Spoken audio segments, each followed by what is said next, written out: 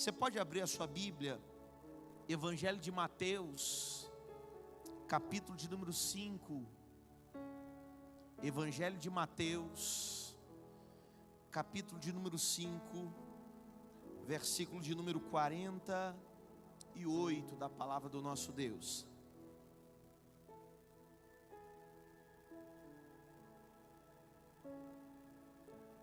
Mateus 5, versículo 48. Se você encontrou, diga um forte achei. Amém. Eu sei que é projetado aqui, mas é importante que você acompanhe na sua Bíblia, na Bíblia que você lê no dia a dia, né? Talvez seja de aplicativo de celular, ou talvez seja de papel. É importante que você se depare com o texto que a gente está pregando aqui, sempre com a versão que você está lendo, tá? Às vezes muda uma coisinha ou outra dentro da questão de palavras sinônimas ou gramatical, mas na verdade a palavra de Deus é uma só. Aquilo que vem do coração de Deus é uma coisa só. Posso ouvir um amém? Mateus 5, versículo 48, diz assim: sede vós, pois, perfeitos como é perfeito vosso Pai que está nos céus. Eu quero pensar com você nessa noite sobre a santificação segundo a ótica de Jesus.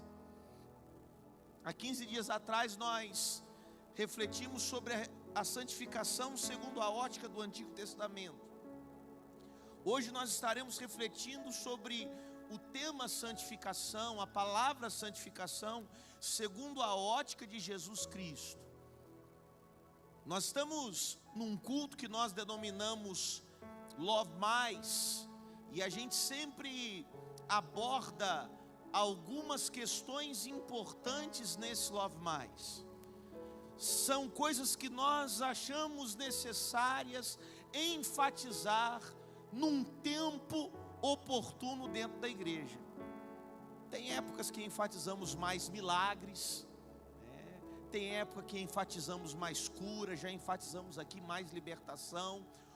Hoje, nesse dia e dentro desse mês, nós estamos enfatizando mais santificação. E a santificação, querido, deve ser o grande alvo do crente. Deve ser o grande objetivo do crente. E é por isso que Jesus abordou de uma forma tão intensa essa questão da santificação na vida do homem. Jesus, ele traz um comando para o ser humano. Ele diz assim: sede vós, pois, perfeitos.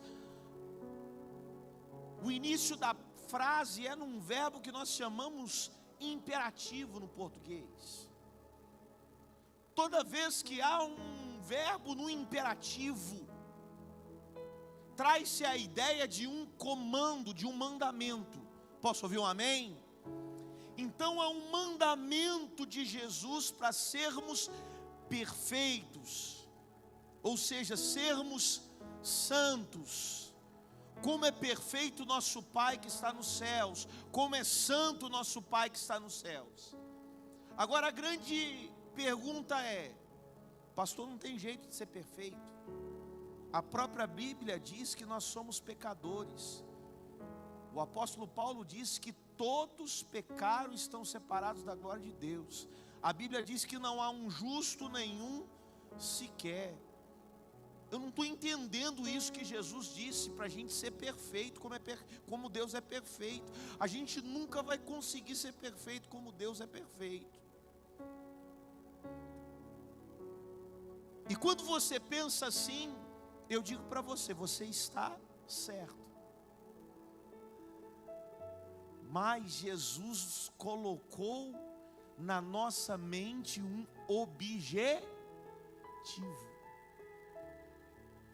Quando ele diz para a gente ser perfeito, é que a gente tem que ter Deus como alvo da perfeição. Eu sei que eu tenho pecados, e esses pecados vão me impedir de alcançar essa perfeição, mas eu preciso o tempo inteiro lutar pela perfeição. As pessoas que trabalham com tecnologia, os designers modernos da informática, da cibernética, eles estão o tempo todo à procura de uma perfeição. O aparelho celular que você carrega no seu dia a dia, talvez não seja o mais moderno ou o mais avançado tecnologicamente falando, mas talvez aqui existam pessoas que têm o principal celular do momento, o mais avançado tecnologicamente. Talvez aqui tenham pessoas assim, mas esse celular não é perfeito. Eu acho que o Lucas pode falar isso muito mais para vocês do que eu. Mas esse celular não é perfeito. Tanto não é perfeito que ano que vem eles lançam um outro celular com algo a mais. Posso ouvir um amém? Com um avanço a mais.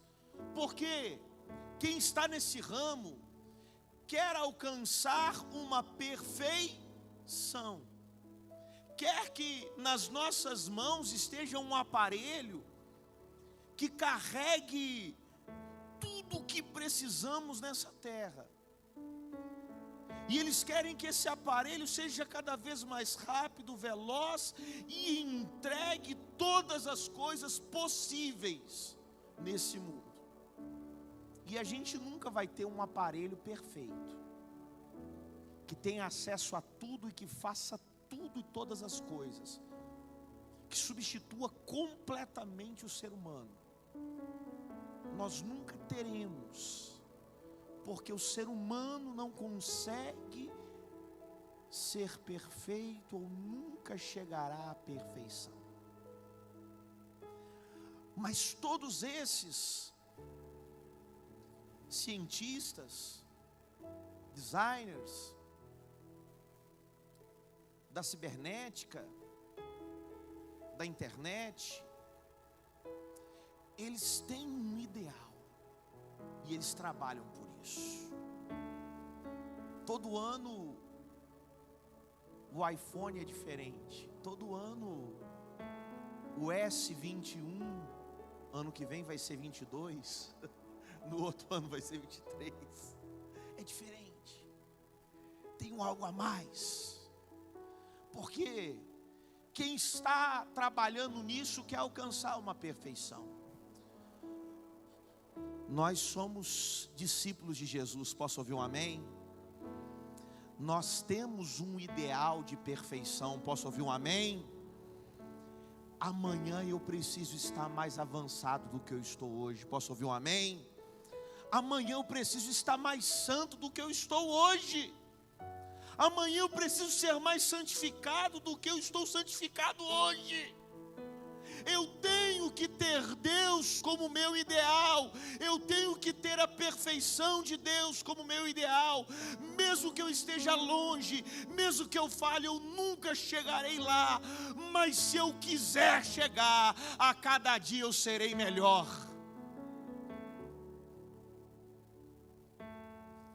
Agora,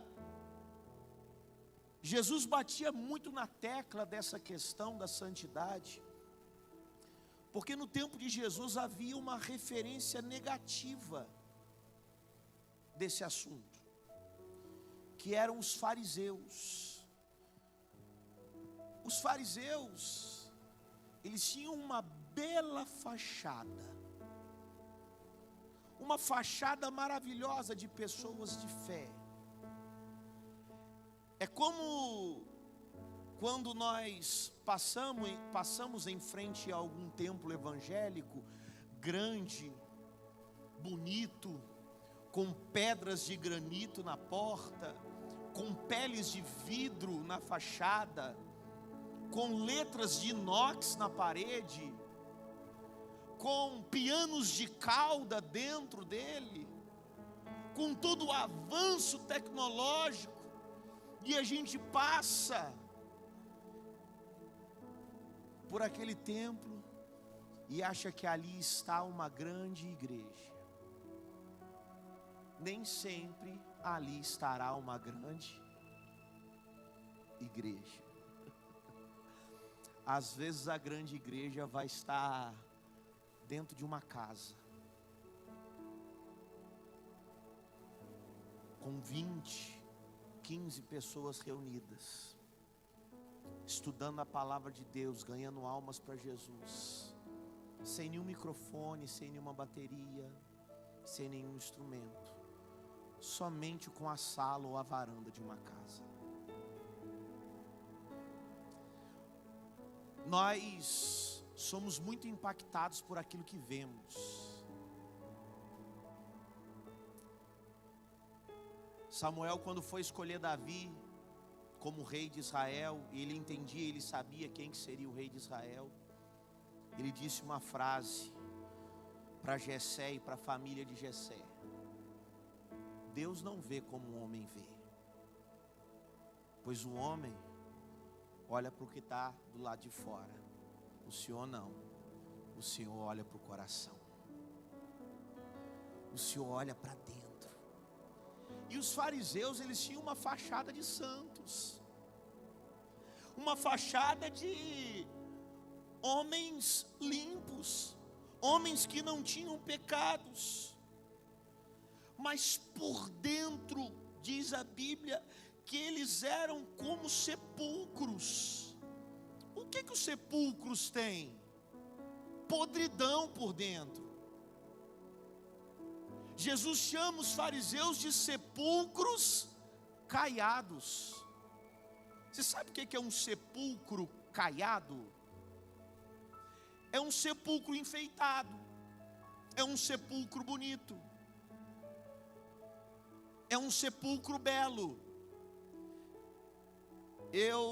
Aqui na nossa cidade, graças a Deus, o cemitério é só de grama. Porque esses cemitérios que têm sepulcros são as coisas assim horripilantes, né? A gente não acha bonito. Mas é interessante que quando a gente anda por cemitérios que têm sepulcros, a gente vai encontrar alguns sepulcros de mármore, alguns sepulcros de granito, alguns sepulcros com cruzes bonitas, com ouro. Como também a gente vai encontrar alguns sepulcros só com tijolo, mais nada. Mas tanto sepulcro que não tem nenhum reboco por fora, quanto sepulcro que tem revestimento de granito, contém a mesma coisa dentro dele.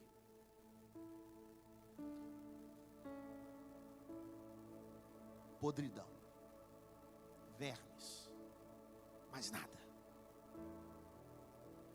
E é exatamente isso que Jesus fala a respeito dos fariseus.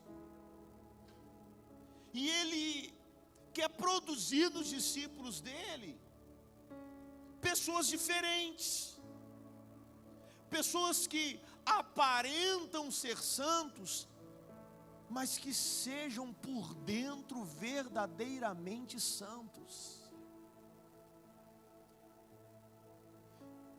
Isso é tão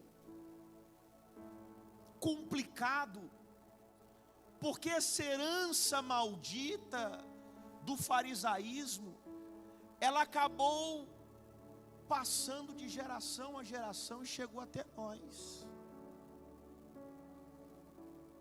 E hoje a gente tem pessoas que aparentam ser crentes, têm linguajar de crentes, eu tenho dito aqui, né?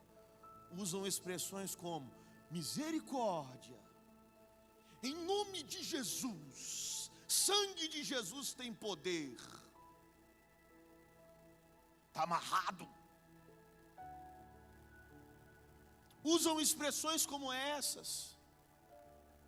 Vem para a igreja na hora do culto, levanta a mão, diz que Deus é santo, que é maravilhoso, ouve a palavra de Deus.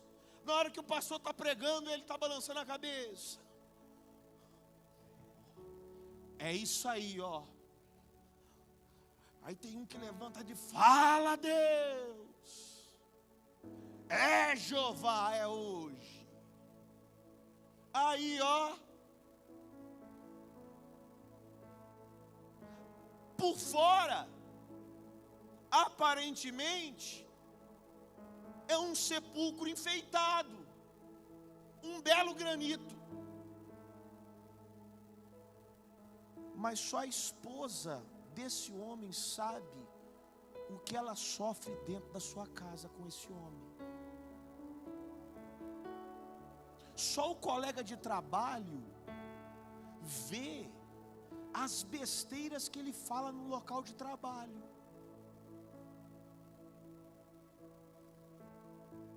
Aqui na igreja nós tivemos uma pessoa que chegou a se tornar líder de célula, chegou a criar em nós uma expectativa muito grande, em mim uma expectativa muito grande, de que iria avançar, de que iria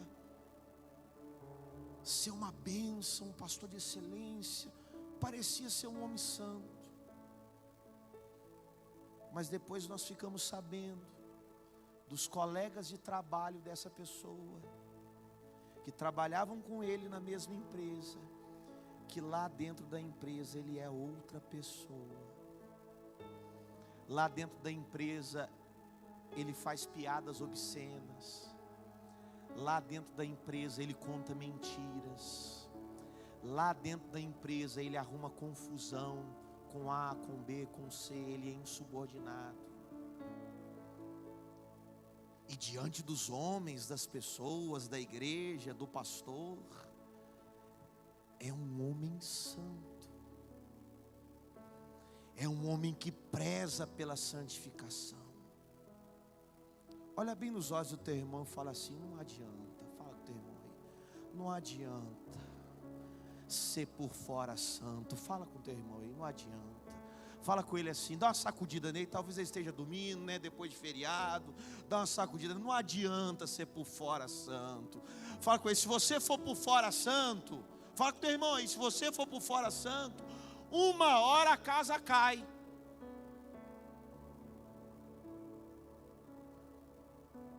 Uma hora a casa cai. Uma hora o sepulcro se abre. Todo sepulcro em algum momento é aberto. E aí se descobre o que se tem dentro. Jesus disse que aquilo que nós fazemos em oculto, ou aquilo que nós confidenciamos nos gabinetes, vai ser dito e espalhado dos telhados das casas. Você pode enganar todo mundo, cara.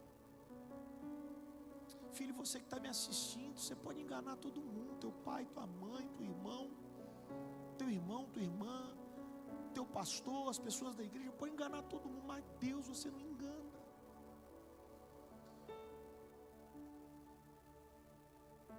E na hora certa, no momento certo, se não houver arrependimento, ele vai dar um petelecozinho assim, ó, e tudo cai. A gente, querido, não está cobrando dentro da igreja a perfeição que Deus tem, mas a gente está cobrando transparência. Posso ouvir um amém? Nós sabemos aqui que todos nós, a começar do pastor de vocês, todos nós somos muito pecadores. temos falhado muito, mas nós não podemos viver uma vida de fachada, mostrar uma coisa que não somos. Nossos líderes, nossos pastores precisam ouvir de nós confissões, precisam saber quem nós somos de verdade, para que nós estejamos na luz, como Ele na luz está. Isso é santidade, isso é buscar a perfeição. Não é não ter pecado, não é nunca ter errado, não é isso, é longe disso. É estar confessando constantemente o pecado e o erro, e estar se arrependendo, e estar a cada dia sendo melhor, mais limpo, mais santo, porque está confessando, e a confissão atrai a libertação, e a libertação atrai a cura, e a cura vai atrair sobre você a santidade. Deus não te chamou para ter uma fachada de santo, como os fariseus tinham. Se fosse isso, nós hoje estaríamos aqui pregando farisaísmo, não cristianismo.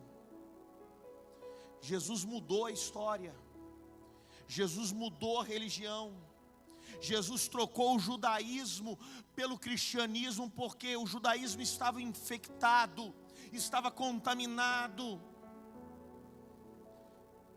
E a busca pela santidade pertence àqueles que são discípulos de Jesus e que buscam a perfeição da palavra de Deus.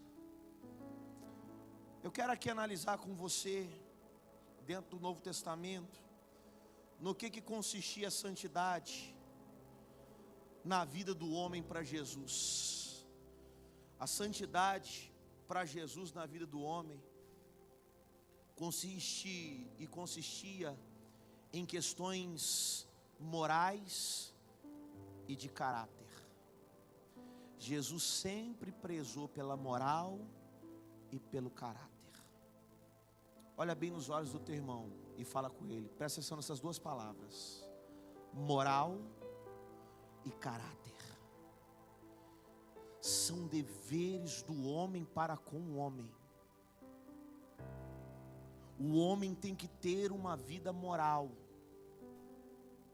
tem que ter uma vida ética, tem que ter um caráter abençoado, santo. Para Jesus, uma pessoa santa era uma pessoa moralmente correta e de bom caráter. Em quê? Primeiro, nos relacionamentos. Os nossos relacionamentos precisam ser santos. Jesus disse assim, em Mateus 5, 21, 22, ouvistes que foi dito aos antigos, não matarás. Eu agora digo para vocês, qualquer que matar será réu de juízo. E eu vos digo, que qualquer que sem motivo se encolerizar contra o seu irmão, será réu de juízo. Jesus está falando aqui? No Velho Testamento, quem mata é que é réu de juízo. No Novo Testamento, quem briga, quem se enfurece, quem guarda mágoa no coração por causa de alguém é que é réu de juízo. Quem está me entendendo? Presta atenção. Quem tem desentendimentos e brigas com o próximo, tem o mesmo julgamento do que quem assassina pessoas. Pegou a visão aqui? Brigar com pessoas, segundo a ótica de Jesus, é matar a gente. Não converso com fulano de tal, não. Me fez muita raiva, não converso, não. Tem uma raiva dela, uma raiva. Ódio, tem ódio. Se eu pudesse matar, eu matava. Jesus está olhando para você e está falando assim: já matou. Você já matou. Essa raiva que você tem aí já é assassinato. Para Jesus já é assassinato. Então, se você quer ser santo, perdoe. Posso ouvir um amém? Se você quer ser santo, não arrume confusão com os outros. Se relacione bem com todos, mesmo com aquele que é NGE. Alguém sabe o que é CNGE? CNGE, NGE é uma sigla. Necessitado de graça extrema. É aquela pessoa que você tem que tolerar. Você tem que derramar uma graça especial sobre ela, porque o caboclinho chato, ou pessoa difícil de relacionar. Ela tem problema com o pai, com a mãe, com o irmão, com a irmã, com colegas de trabalho, com o pessoal da igreja. Na hora que ela não está com problema com um, ela está com problema com o outro. Na hora que ela está com problema com o outro, ela está com problema com um. E o negócio vai assim. Aí tem gente que chega perto de mim assim, quando identifica um NGE dentro da igreja, e fala comigo: pastor, tal, a gente tem que fazer alguma coisa, porque fulano está arrumando a confusão aí e tal. Eu viro para ele: irmão, você tem que perdoar ele. Deixa, ele é assim. Vão mamar e vão perdoar. Melhor ele aqui do que lá fora, irmão. Deixa ele aqui, uma hora a palavra vai entrar no coração dele como uma espada de dois gumes e vai transformar a vida dele, eu creio. Aí tem alguns que olham para mim e falam assim: ah, pastor, esses negócios aí não mudam não, hein? Aí eu viro e falo assim: irmão, eu sou pastor, eu tenho que acreditar que vai mudar. Se eu não acreditar mais, eu posso entregar o meu cajado para o outro pastor e ir embora.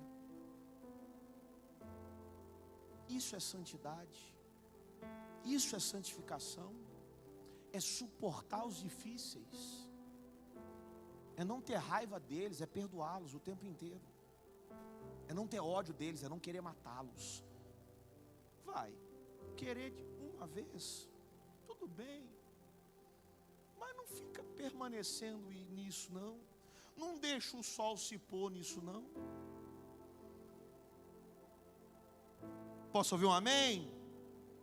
A gente tem que também buscar santificação, e santificação para Jesus é buscar um bom caráter e uma vida que agrade a Jesus dentro do casamento. Versículo 22, 27 e 28 de Mateus 5. Jesus diz assim: lá os antigos disseram: não cometerás adultério. Eu, porém, vos digo: qualquer que atentar numa mulher para a cobiçar, já em seu coração cometeu adultério com ela. Para Jesus, ser santo não é só divorciar. Aliás, ser santo não é só deixar de trair uma mulher fisicamente, ou um homem fisicamente. Para Jesus, ser santo é deixar de cobiçar uma mulher ou um homem. É deixar de olhar para alguma mulher ou algum homem com os olhos carnais. Ou seja, quando você vive uma vida na pornografia, você está cometendo o tempo inteiro o quê? Prostituição. Porque você está olhando. Estamos juntos? Amém? É prostituição, está olhando. E se você é casado, o que você está fazendo com a tua esposa? O que você está fazendo, irmão? Você está adulterando. Pornografia é adultério para o homem casado, para a mulher casada. Ah, é só pornografia que é adultério? Não. Você fica olhando demais para a irmãzinha que vem na igreja, que usa uns decotes exagerados e umas calças muito apertadas. Você fica desejando ela. Você olha para ela diferentemente, você olha para aquele homem diferentemente. E você é casada, você é casado. Você já cometeu adultério com essa pessoa, sem ela saber. Ela não cometeu, mas você que olhou com esses olhos cometeu. Santidade para Jesus é isso. Santidade para Jesus é buscar viver uma vida sem pecado, no que diz respeito aos deveres como cidadãos. Mateus 22, versículo 21 diz: dai a César o que é de César, e a Deus o que é de Deus. O que esse texto está dizendo, querido? Que ser santo é você entregar a Deus o dízimo, oferta, primícia, dar esmola para o pobre. Mas ser santo é também você não sonegar imposto, pagar imposto em dia. Esse ano eu dei um mole aí nessa questão de Receita Federal. Esse negócio é complicado, né? Você não pode dar mole. E eu cometi um deslize junto com a minha contadora no que diz respeito a essa situação. Ela não me alertou e eu também não procurei. Pum! Multinha. R$2.500. Pastorzão tinha R$2.500? Não tinha não. Você parcela no cartão de crédito. Pela prestadora de serviço da operadora da maquineta, nós parcelamos. Mas tem os juros da maquininha. Lá vai eu parcelar o negócio em 10 vezes. Vou pagar até dezembro esse negócio. Uai, eu dou dízimo, dou oferta, mas eu também não posso vacilar com as minhas obrigações como cidadão. Eu tenho que pagar. Ah, mas o senhor não teve culpa, pastor, o senhor deixou passar e tal, o governo, esse negócio. Não, é regra. É de César. Então eu tenho que dar para ele. Se eu sou empresário, eu tenho que pagar. Se eu sou cidadão comum, eu tenho que pagar. Eu não posso fugir disso, porque fugir disso é ser ímpio e é se desviar da santificação que Deus deseja para nós. Então eu tenho que entregar a Deus o que pertence a Ele, eu tenho que entregar para o homem o que pertence ao homem. Estamos juntos, amém? Essa é a santidade de acordo com a ótica de Jesus. Santidade de acordo com a ótica de Jesus, também, além dessas questões de relacionamento com o próximo, diz respeito e consiste também a questões subjetivas nossas. O que é isso? O nosso comportamento pessoal e individual. Eu preciso olhar para dentro de mim e ver se existe alguma coisa de errado com a minha vida com Deus, com a minha vida de santidade. Jesus disse em Mateus 15, versículo 11: o que contamina o homem não é o que entra pela boca, mas o que sai da boca. Isso é o que contamina o homem. Mas o que sai da boca procede do coração.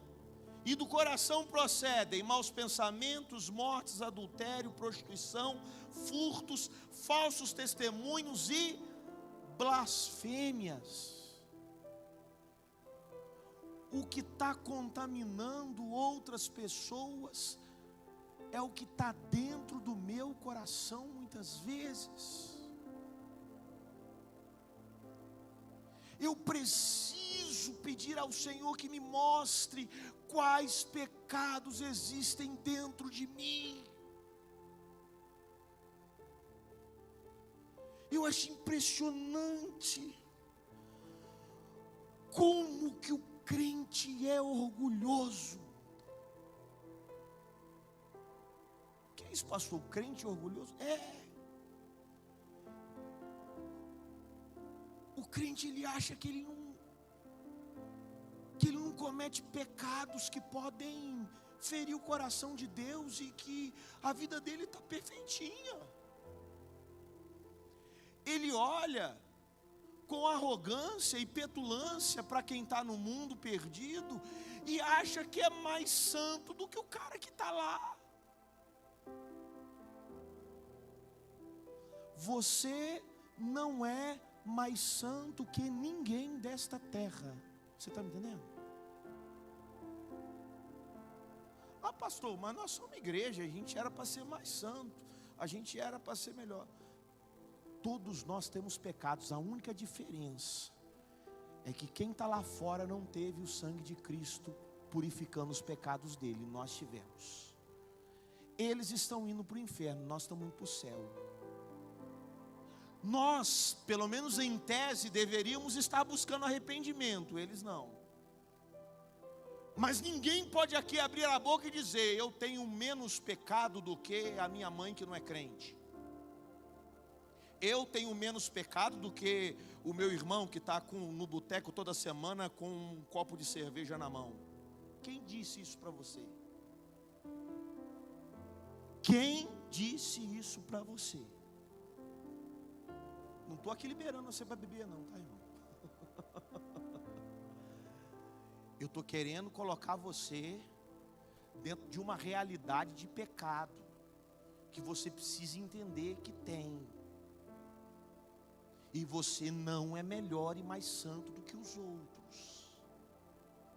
Enquanto a gente tiver esse tipo de comportamento, a gente vai repelir os ímpios, aqueles que estão no mundo, ao invés de atraí-los. Porque eles vão olhar para você e vão falar assim: ah, não, mas é santo demais. Ah, não, mas não, esse aí não erra não. A gente não pode nem chegar pertinho dele não, porque ele é muito santo. Isso não existe.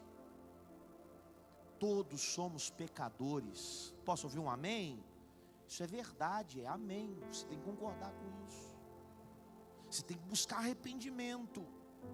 Mas todos somos pecadores, e nós precisamos deixar esse orgulho de lado. Nós, como homens e mulheres de Deus, precisamos jogar para fora aquilo que está de errado dentro da gente, pelo amor de Deus. Tanta soberba, tanta falta de humildade. A gente toca num cargo de uma pessoa, a gente toca em algo que ela está fazendo na igreja e fala assim: ó, agora você não vai fazer mais isso aqui não, você vai fazer outra coisa, tá? É um absurdo, eu dei a minha vida por isso. Como pôde me tirar desse lugar? O pastor me tirou, agora eu não faço mais não. É assim ou não é, irmão? Ou eu estou falando mentira aqui? Hã? Cadê a humildade? Você é servo, você não tem direito nenhum aqui. Jesus é que é o dono dessa igreja. A hora que ele quiser mover com a peça, ele move. Você é como uma peça num tabuleiro de xadrez. E se ele virar para você e falar assim: agora você é peão, você não é mais cavalinho não, você é peão. Você tem que abaixar a cabeça e dizer: glória a Deus, eu estou me humilhando diante do Senhor.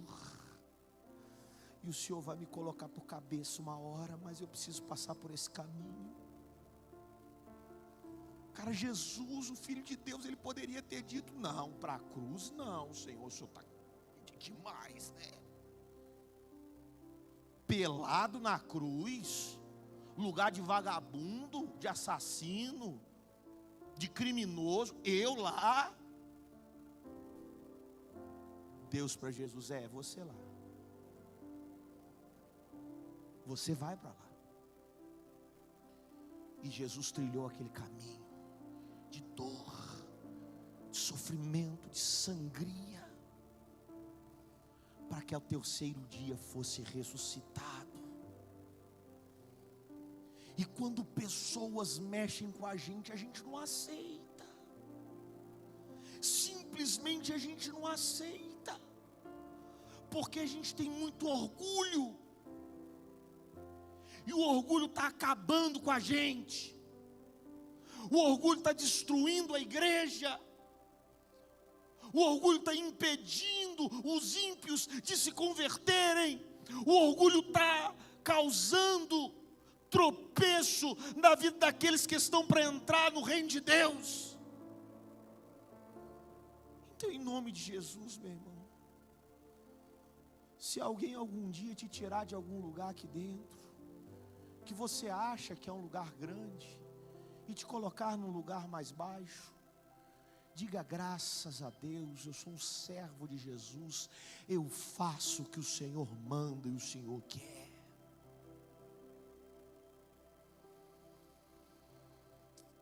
A gente precisa entender que ser santo, de acordo com a ótica de Jesus, nessa subjetividade, é não ter ganância pelo dinheiro.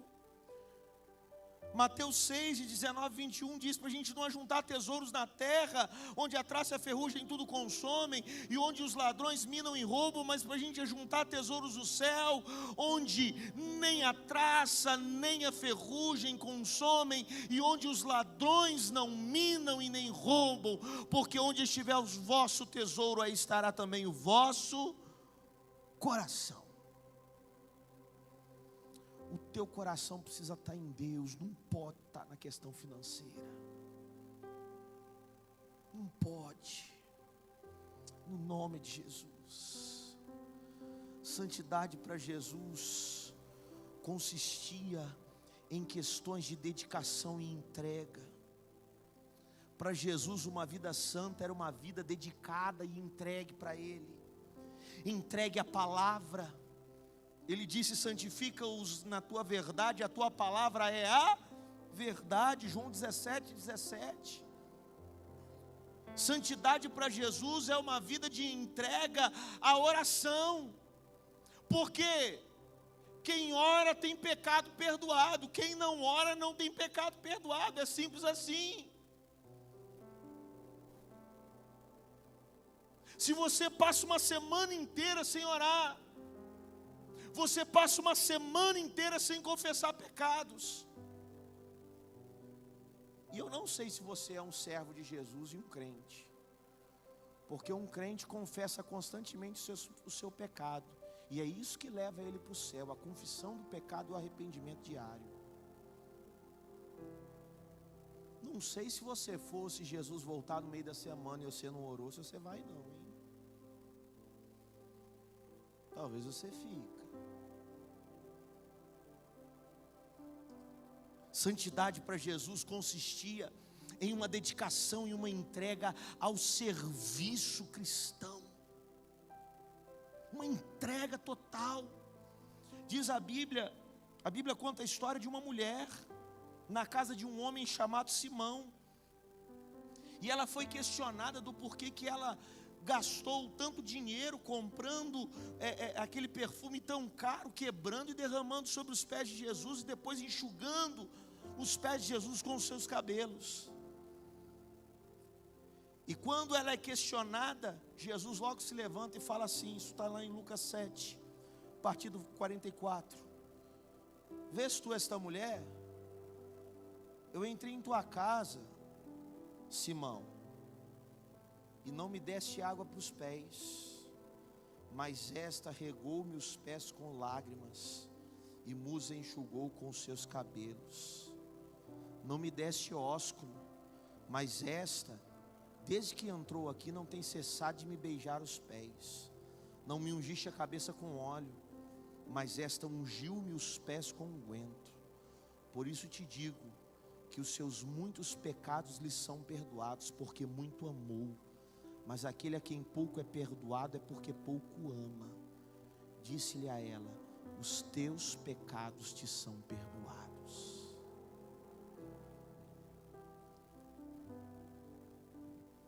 Existem pessoas que abrem a boca para dizer algumas mentiras de Satanás, como por exemplo, por que ao invés de você entregar o dízimo, você não vai lá e compra um monte de cesta básica e dá para os pobres? Você fica sustentando o pastor, dando dinheiro para pastor.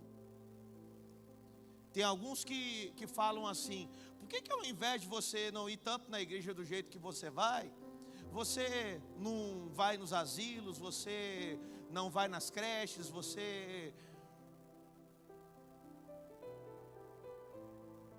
E questionam aqueles que frequentam igrejas, aqueles que trabalham na igreja, aqueles que fazem com que o reino de Deus cresça através da igreja.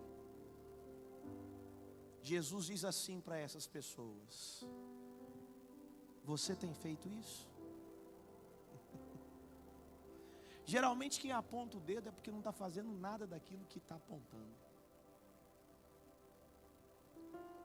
E o melhor lugar para você estar, preste atenção, não é dentro dos orfanatos, dentro dos asilos ou ajudando os pobres. O melhor lugar para você estar é aos pés de Jesus. E Jesus é a igreja dele, é o corpo dele, é a igreja. O melhor lugar para você estar é aqui. Aqui você não está perdendo o seu tempo, você está entregando o seu tempo àquele que merece toda a honra, toda a glória e todo o louvor. Aqui você está derramando perfume sobre Cristo, aqui você está valorizando Ele que morreu por essa igreja e por tantas outras espalhadas na face da terra. Aqui, quando você canta, quando você ouve a palavra, quando você ora, você está beijando os pés de Jesus. E quanto mais você estiver aqui, mais perto de Jesus você vai estar. E quanto mais perto de Jesus e quanto mais entregue a Jesus, para o trabalho para Jesus, dentro da igreja dele, que ele criou, que ele fundou, não foi pastor Humberto, não foi São Pedro, São Paulo, não foi nenhum santo que existiu nessa terra, foi Jesus quem criou a igreja, quem fundou a igreja. E ela existe para que ele seja adorado. Ele já chamou as pessoas para cuidarem dos velhinhos, Ele já chamou as pessoas certas para cuidarem dos órfãos, Ele já chamou as pessoas certas para cuidarem dos pobres. Nós estamos aqui, em primeiro lugar, para adorar a Jesus. Então que esse espírito de Judas esteja repreendido da tua vida. Porque foi isso que Judas falou para essa mulher. Por que você não pegou esse dinheiro que você comprou esse perfume para derramar sobre os pés de Jesus, para dar comida para os pobres? Na verdade, Judas estava interessado no dinheiro, o coração dele estava na grana, não estava em Jesus.